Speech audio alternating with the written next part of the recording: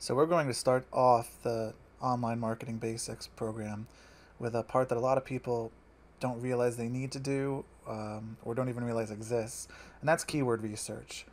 For those of you unfamiliar, a keyword is the actual word or phrase that customers or potential customers would type into something like Google or Yahoo or some sort of search engine when they're looking for you or your product.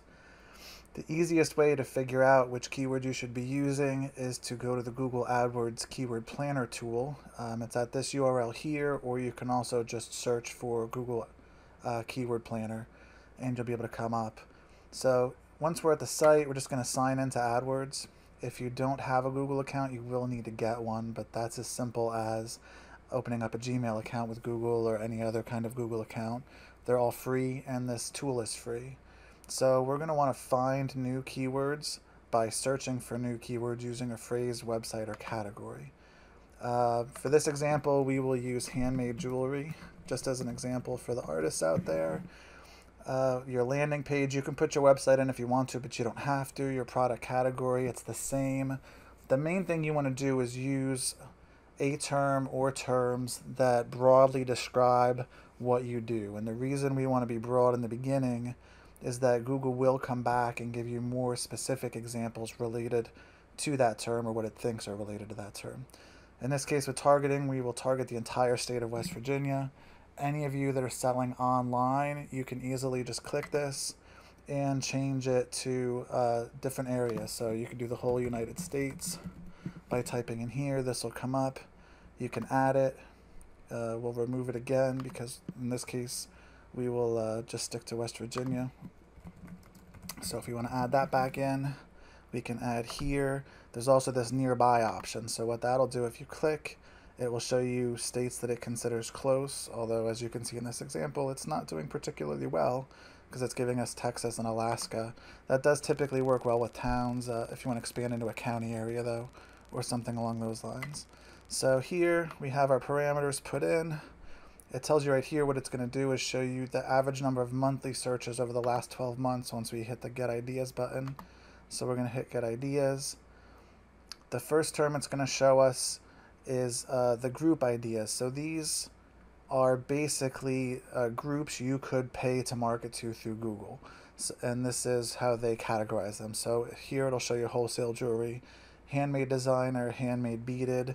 This is what Google thinks people, well, Google knows people are looking for the most. And this can give you a general idea if you want to fine tune what people are looking for. Here it shows you the average monthly searches and then the overall competition rate next to that. Generally, we're going to end up looking for things that have obviously a high number of searches and preferably lower competition.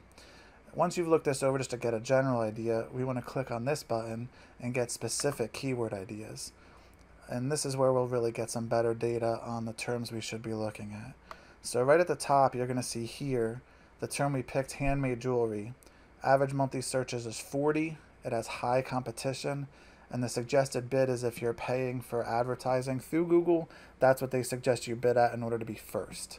Now, competition is a factor of how many people would be bidding against you to pay to advertise for that term, but it also typically correlates to how many people are fighting for that term in general for natural search engine results that are not paid as well.